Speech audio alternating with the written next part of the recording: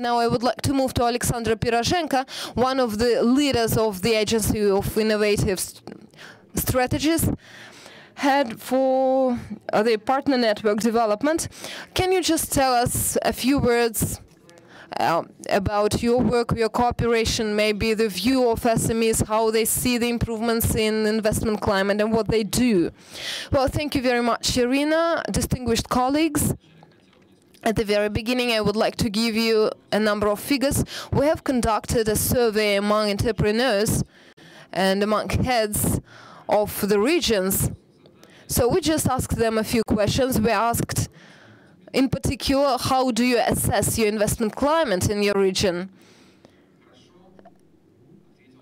And about 23% of them said good, gave a good assessment. I'm talking about entrepreneurs in this case, but the ratio among authorities was much higher. So local authorities, they actually, civil servants, they consider their investment climate to be much better than entrepreneurs, in fact. So this gives us that there is a certain gap in understanding between these two community types, let us say, in understanding what should be done for attracting investors. So what do we do, what our agency do? We are trying to become such a platform where representatives of government, of authorities can come and establish a dialogue with business community. Yesterday we had a presentation of our agency. I invited investors and entrepreneurs to come and see our presentation and maybe participate in our work in establishing roadmaps for our future work.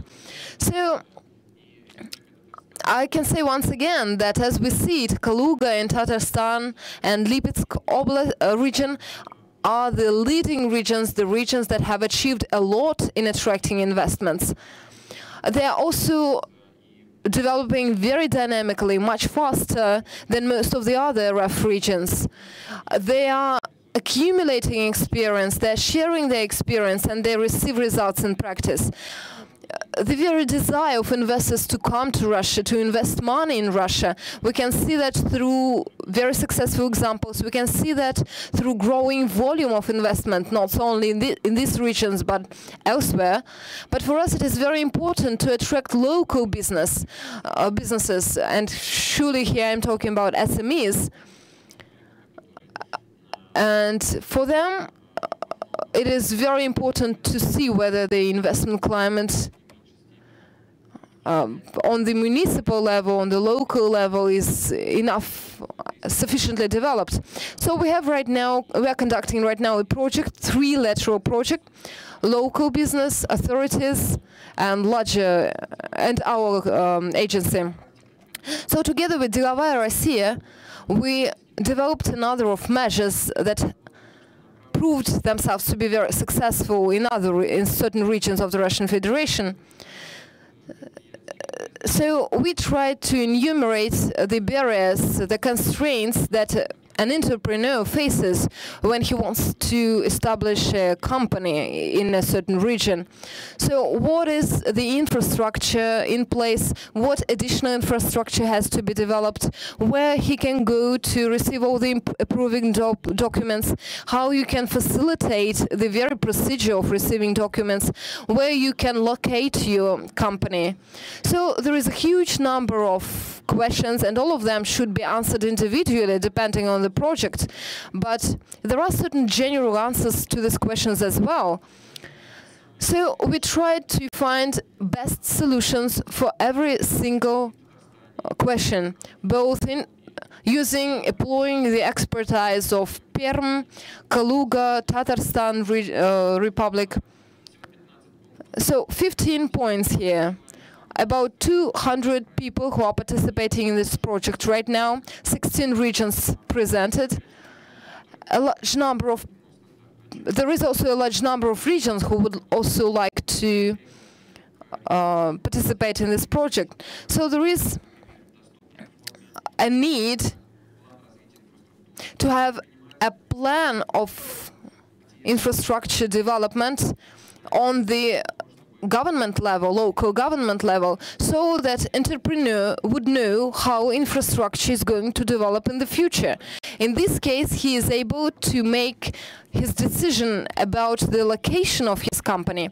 Then also he has to know whether there are any plans of constructing an industrial park, whether he can participate in it, whether they can participate in certain pilot projects.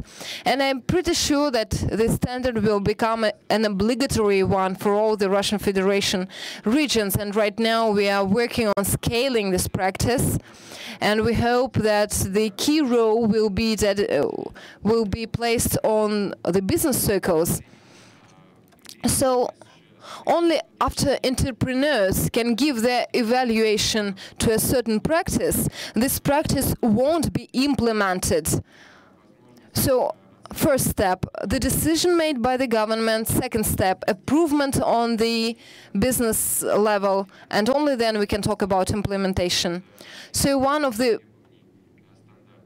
once again, this standard will have to become obligatory for all the regions. So business will be participating very actively in this mutual work with regional authorities on finding solutions for every single problem. And only with the active participation of business community we can talk about fostering business climate. And certainly here we can talk about best practices abroad. And when we visit West Europe, when we go to Asia, we always try to learn from this experience. And we can also talk about another practice becoming more and more popular.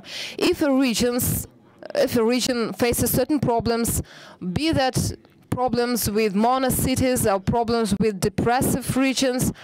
I know that in Denmark they have this great example when entrepreneurs they decided to work together, they decided to show their social interests, so they decided to invest into the depressive territory.